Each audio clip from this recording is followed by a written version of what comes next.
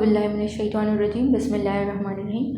Assalamualaikum. Students, in our previous lecture we discussed some general trends followed by S block metals or elements. In this video we will discuss about the extraction and occurrence of S block elements. First of all जो आपके पास हमने चीज़ देखनी है वो occurrence है first day और second day group metals की, and then उनको किस तरीके से आप एक्सट्रैक्ट कर सकते हैं, मतलब आप किस तरीके से उनको जिस जगह वो पाए जा रहे हैं नेचुरली वहाँ से आप उनको निकलवा सकते हैं।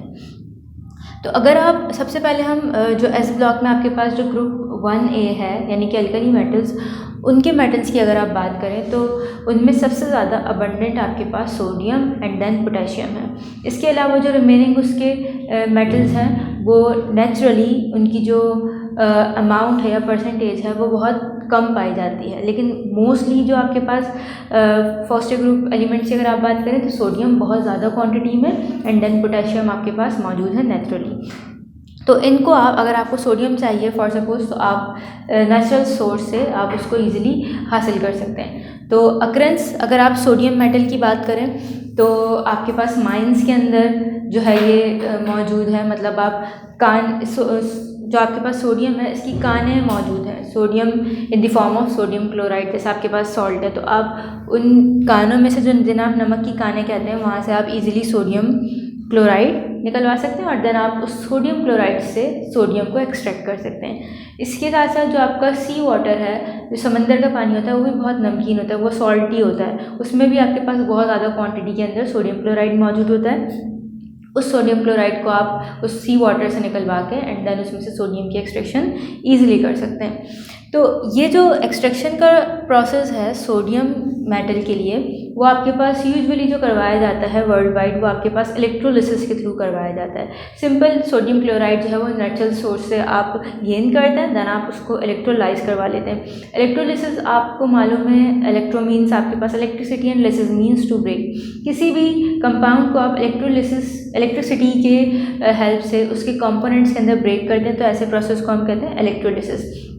इलेक्ट्रोलिसिस करवाने के लिए आपको सिंपल जो ऑपरेटर्स रिक्वायर्ड होता है उसको आप इलेक्ट्रोलिटिक सेल कहते हैं। अगर आप उसकी कंपोजिशन के ऊपर जाएं उस सेल की तो वो आपके पास कोई भी एक टैंक हो सकता है, कोई कंटेनर हो सकता है, उसके अंदर आपको जो है वो 2 इलेक्ट्रोड्स फिट करने होते हैं। उन इलेक्ट्रोड्स को आप जो है वो किसी बैटरी से जो है वो कनेक्ट करते हैं और बैटरी में आपके पास आपको मालूम है 2 टर्मिनल्स होते हैं, एक पॉजिटिव टर्मिनल एक नेगेटिव टर्मिनल। जिस इलेक्ट्रोड को आप बैटरी के पॉजिटिव टर्मिनल से कनेक्ट करते हैं वो इलेक्ट्रोड जो है वो पॉजिटिव हो जाता है और उसको हम एनोड कहते हैं, और वो इलेक्ट्रोड जिसको आपने बैटरी के नेगेटिव टर्मिनल्स के साथ कनेक्ट किया है वो आपके पास नेगेटिवली जो है वो चार्ज हो जाता है और आप उसको क्या कहते हैं, कैथोड कहते हैं। इसके अलावा एक दूसरी चीज़ जो आपको रिक्वायर्ड होती है वो होती है कोई इलेक्ट्रोलाइट होता है, वो आपके पास सॉल्यूशन फॉर्म में होना चाहिए। तो आप अगर हम सोडियम के लिए एक्सट्रैक्शन कर रहे हैं तो हम यहाँ इलेक्ट्रोलाइट जो लेंगे वो सोडियम क्लोराइड लेंगे और उसको वो आपके पास सोडियम क्लोराइड सॉलिड फॉर्म में होता है। जो आप टेबल सॉल्ट अगर आप देखें तो वो आपके पास सॉलिड है, आप उसको सोल्यूशन में कन्वर्ट कर लेते हैं, एक्वस सोल्यूशन बना लेते हैं, उसको आप वाटर के अंदर डिसॉल्व कर लेते हैं। Aqueous solution of sodium chloride is also known as brine. Brine जो है वो आपके पास जब कभी भी सोडियम क्लोराइड को वाटर में डिसॉल्व करेंगे तो आप उस सोल्यूशन को ब्राइन भी कहते हैं। अब जो आपके पास एक्सट्रैक्शन ऑफ सोडियम मेटल है वो यूजुअली आपके पास डाउन्स इलेक्ट्रोलिटिक सेल की हेल्प से करवाई जाती है। इस प्रोसेस को आप extraction of sodium by Downs process भी कह सकते हैं। इसके अलावा आपकी जो बुक में मेंशन है उसके अकॉर्डिंग ये आपका manufacturing of sodium by Downs process है। डाउन्स प्रोसेस बेसिकली आपके पास इलेक्ट्रोलिसिस का ही एक प्रोसेस है, इलेक्ट्रोलिसिस का प्रोसेस है। इसके अंदर आपके पास जो है वो डाउन्स इलेक्ट्रोलिटिक सेल को हम यूज़ करते हुए सोडियम मेटल को एक्सट्रैक्ट करवा लेते हैं फ्रॉम सोडियम क्लोराइड। इलेक्ट्रोलाइट जो हम यहाँ लेंगे वो आपके पास है सोडियम क्लोराइड, ज़ाहिर है यहाँ से आपको सोडियम ही चाहिए तो आपको इलेक्ट्रोलाइट में हमने सोडियम क्लोराइड रखा है। इसके साथ हम कुछ क्वांटिटी के अंदर कैल्शियम क्लोराइड जो है वो इसके अंदर ऐड करते हैं। कैल्शियम क्लोराइड ऐड करने का रीज़न हमारे पास क्या है, हम ये दोनों जो है वो आपके पास सॉलिड फॉर्म में है।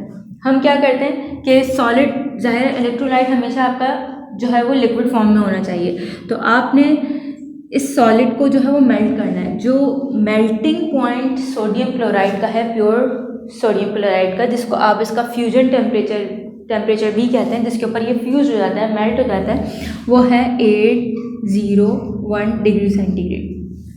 801 डिग्री सेंटीग्रेड के ऊपर आपका प्योर सोडियम क्लोराइड जो है वो मेल्ट होता है। इतना टेम्परेचर प्रोवाइड करने के लिए आपको अच्छे खासे amount of heat energy required है, और वो हीट एनर्जी प्रोड्यूस करने के लिए आपको लार्ज अमाउंट ऑफ फ्यूल जो है वो कंज्यूम होगा। तो इसीलिए क्या किया जाता है कि इस सोडियम क्लोराइड के साथ कुछ क्वांटिटी में कैल्शियम क्लोराइड ऐड कर देते हैं। ये क्या करता है, सिंपल इस सोडियम क्लोराइड का जो फ्यूजन टेम्परेचर है या मेल्टिंग पॉइंट है, इसको 801 से डिक्रीज करके 600 तक ले जाता है। सोडियम क्लोराइड जब अलोन है तो वो आपके पास 801 डिग्री सेंटीग्रेड पर मेल्ट होगा, लेकिन अगर आपने उसमें कुछ क्वांटिटी में कैल्शियम क्लोराइड ऐड कर दिया है तो वो क्या करेगा, उसके मेल्टिंग पॉइंट को कम करके 600 तक रिड्यूस कर देता है। तो it means come quantity of fuel consume होगा और आप फिजिबल आपके पास प्रोसेस हो जाएगा कि आपको कम हीट एनर्जी रिक्वायर्ड होगी, अप्लाई कर आप जो है वो उसको मेल्ट कर सकते हैं। तो सिंपल ये आपसे जो है वो रीज़न, जब ये क्वेश्चन आपको दिया जाता है तो उसमें पूछा जाता है कि why calcium chloride is added. Next आपके पास जो चीज़ है वो आपके पास हम इलेक्ट्रोड्स को देखते हैं। इलेक्ट्रोड्स में आपके पास पॉजिटिव एंड नेगेटिव इलेक्ट्रोड रहते हैं। जो एनोड है यहाँ पर वो आपके पास कार्बन का बना हुआ है, या आप कार्बन का ही एक एलोट्रॉप है ग्रेफाइट, उसका बना हुआ है, और जो कैथोड है वो आपका आयरन का बना हुआ है। देखते हैं कुछ सेल को देख लेते हैं। ये जो सेल है आपका, ये आयरन का एक टैंक बना हुआ है जिसको मैंने ब्लैक से मेंशन किया है, और ये जो रेड से मैंने अंदर इसकी लाइनिंग शो की है ये है आपके पास फायर ब्रिक्स। फायर ब्रिक्स आप जो है ये आपके टेम्परेचर को यहाँ मेंटेन रखेंगी। जो हीट एनर्जी आप अप्लाई कर रहे हैं, इसको दे रहे हैं इस सिस्टम को मेल्टिंग के लिए, वो उसको जो है वो लूज़ होने से जो है वो महफूज रखेगा। जो हीट है वो अंदर ही रहेगी, बजाय इसके कि सराउंडिंग्स में स्प्रेड हो जाए। ओके, जो अब इसका हमने जो देखना है क्या, ये आपके पास आयरन का कार्बन का एनोड यहाँ सेंटर में लगा हुआ है। इसके अलावा जो आपके कैथोड है ये आपके दोनों साइड्स पर इसके मौजूद है, ये मैंने यहाँ लिख दिया है। इसके अलावा ये जो ग्रीन से मैंने मेंशन किया है ये आयरन गॉज है। ये आयरन गॉज समझ लीजिए आयरन की बनी हुई एक नेट है, ये वायर नेट, सही है। इसका पर्पस क्या है, ये बेसिकली क्या करती है, ये जो आपका एनोड है सेंटर में और जो आपके साइड में दोनों कैथोड है, इन दोनों को सेपरेट करती है। इन दोनों की सेपरेशन क्यों ज़रूरी है वो आगे जाके हम देखेंगे। इसके अलावा यहाँ पे एक इनलेट बना हुआ है कि आप यहाँ से इलेक्ट्रोलाइट को अंदर भेजेंगे सेल के अंदर।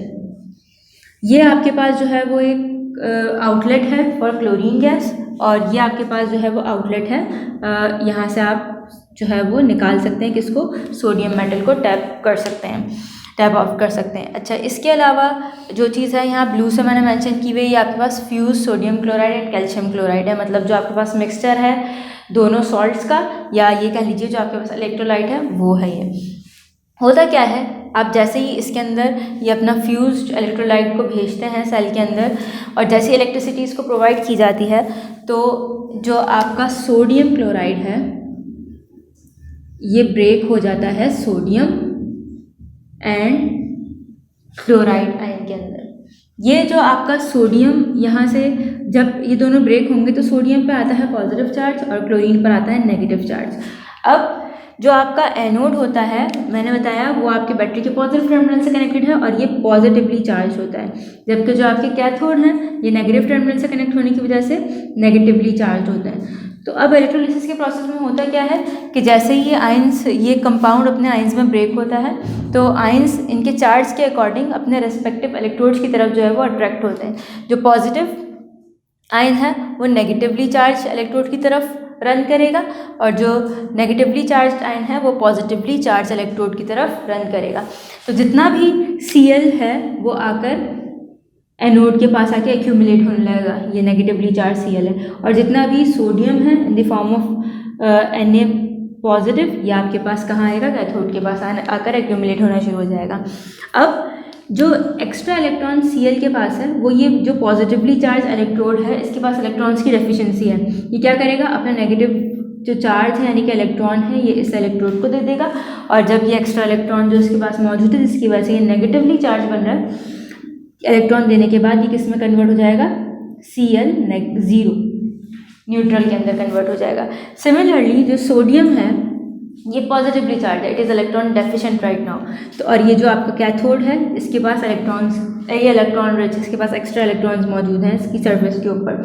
ये क्या करेगा, ये इलेक्ट्रॉन इससे, ये सोडियम इससे गेन कर लेगा जो आपके कैथोड के पास इलेक्ट्रॉन है, और इसमें कन्वर्ट हो जाएगा Na न्यूट्रल यानी ज़ीरो के अंदर। ये प्रोसेस हो गया।